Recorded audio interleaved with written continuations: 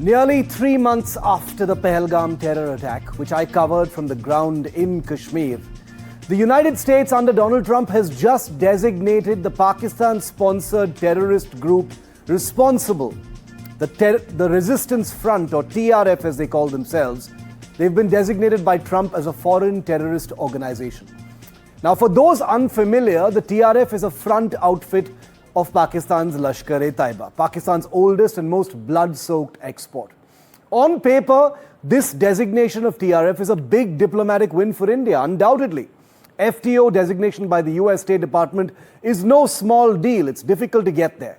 It's supposed to choke funding, restrict movement, discourage transactions, create global stigma, and signal serious concern. In theory, this is the world's most powerful country helping take the oxygen out of a terrorist group that has just spilt innocent tourist blood in India and brought the two countries to the brink of all-out war under Operation Sindoor. But let's be honest, because I like calling out the BS here. TRF is now the 6th Pakistan-based terrorist group to be designated by the United States. That includes the TRF's mothership, the Lashkar, and the Jaish-e-Mohammed, which were both designated similarly way back in 2001, 24 years ago. You know what's happened since? Do I even need to tell you? Mumbai 26/11, Uri, Pathankot, Pulwama. Terror designations haven't stopped a single one of those mass terror attacks against India. Not a single one of them. So sure, there is some symbolic value to what Trump has done, and maybe some logistical pressure on these groups and the TRF at some small level, but it clearly doesn't move the needle.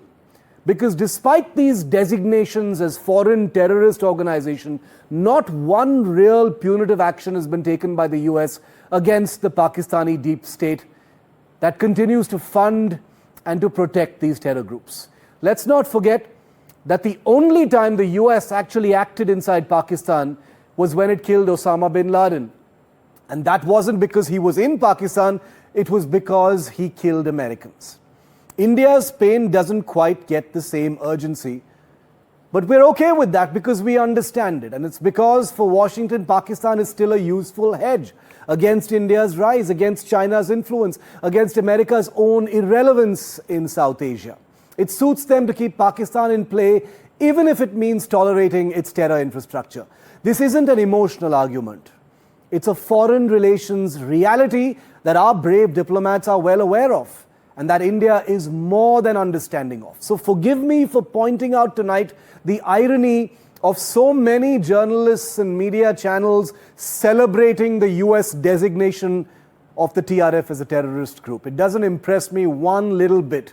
Because just weeks after hosting and flattering Pakistan's army chief, the man who literally holds the remote control to the ISI and its terror franchises, including the TRF, President Trump's government has now designated the TRF a foreign terrorist group.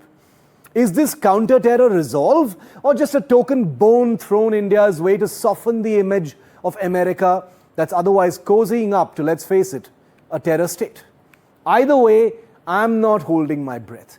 The US record on Pakistan-based terrorism speaks for itself, and it says, talk loudly, do not very much.